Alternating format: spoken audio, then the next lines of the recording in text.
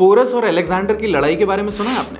ये लड़ाई एक बहुत ही ऐतिहासिक लड़ाई है। इसके कई वर्णन हमें सुनने को मिलते हैं, पर एक चीज जो इतिहास में दर्ज है वो ये है कि जब पोरस यानी कि पुरु ने अपनी आर्मी के साथ अलेक्जेंडर पर चढ़ाई करी थी, डिफेंस किया था इनफैक्ट, तो वो हाथी लेकर के गए थे, बहुत सारे हाथी। और हाथी उस बैटलफील्ड के लिए ठीक नहीं थे, और वही हाथी जो उनका सबसे बड़ा हथियार था, उनके लिए एक ड्रॉबैक बन गया उस लड़ाई में, और पोरस वो लड़ाई हार गए थे।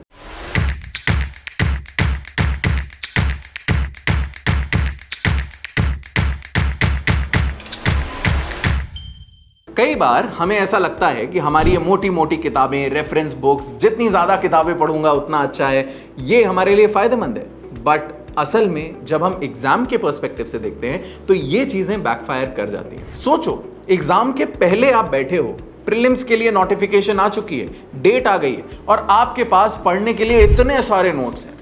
कैसे पढ़ोगे?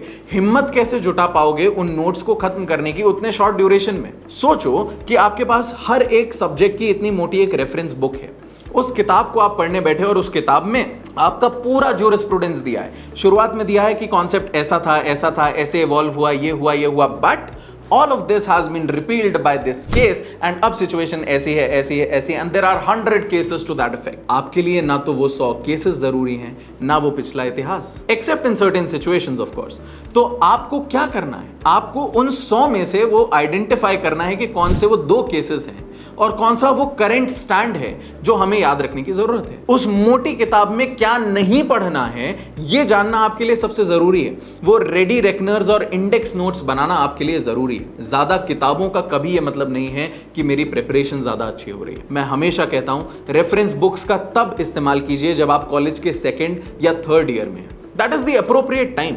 आपके पास पर्याप्त समय है, 3 साल 4 साल का, आप रेफरेंस बुक पढ़ सकते हैं, आप ट्रायल एंड एरर कर सकते हैं। लेकिन अगर आप 4th ईयर एंड में हैं, 5th ईयर में है, या 5th ईयर कंप्लीट हो चुका है, उस टाइम पर रेफरेंस बुक्स उठाने का समय आपके पास नहीं है। आपके लिए आपकी गीता, आपकी कुरान, आपकी बाइबल, आपका सब कुछ सिर्फ एक किताब है, और वो है आपकी बैरक। अपनी बैरक को अपना भगवान बनाइए इसमें, और उसी पर स्टिक कीजिए। उसके आगे बढ़ना है तो अपने नोट्स पर जाइए, उसके आगे बढ़ना है तो प्रीवियस ईयर पेपर्स को देखिए। ये 3 चीजें आपके लिए सबसे ज्यादा जरूरी हैं, और ये 3 पर अगर आपका कमांड हो गया, उसके बाद कोई चौथी रेफरेंस बुक उठाना है।